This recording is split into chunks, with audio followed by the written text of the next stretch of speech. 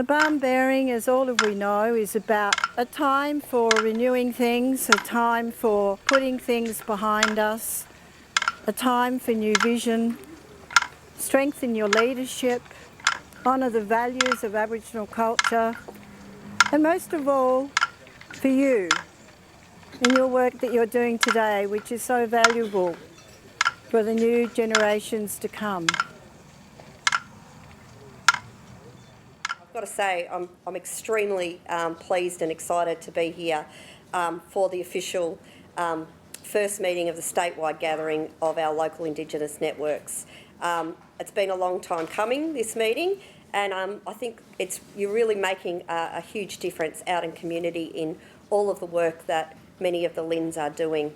It's really important that we hear your voices, and I'd like to ask that over the next few days you think about how you can better improve communities' networks, networking with each other, and also making sure that your agenda items are front and centre of our agenda in government. I want to acknowledge all of you here today because you've all given up your time voluntarily, and that's what LIN participants do. They volunteer, and giving up 3 days of your time here today is pretty amazing. I'm actually surprised looking around the room to see how many familiar faces there are and how many different groups of people we have involved in local Indigenous networks across Victoria. And I think we're at around 2,000 so far. We started back in 2007 and many of you were along for the ride in 2007. So thank you for staying for the long ride because it has been one. Thank you for travelling so far and really look forward to your contribution over the next couple of days. When I got told about this gathering, the first thing that came to my mind is, geez, what a great opportunity to build relationships across the state amongst Aboriginal and Torres Strait Islander people. And that way we can go forward. This gathering is so important. Because, like I said last week, I'm sorry for the people who heard this last week, but the only way forward is when the community takes control. The community sets priorities. I reckon grab it with two hands, guys. Be bold. Don't hold back. Challenge government, challenge each other. But overall, just thank you for being here and thank you for caring for your mob enough to come to forums like this. So thank you, guys.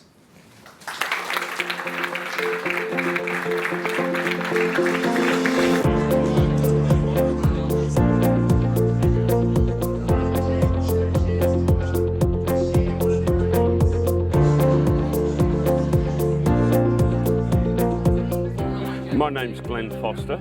I'm LIN representative from Frankston. The LIN gathering has been absolutely fantastic. The energy and the vibe and the commitment of the people that have turned up to the whole program. Everybody turned up for every program session. That in itself is amazing. That shows the commitment of the people to the change of what's happening.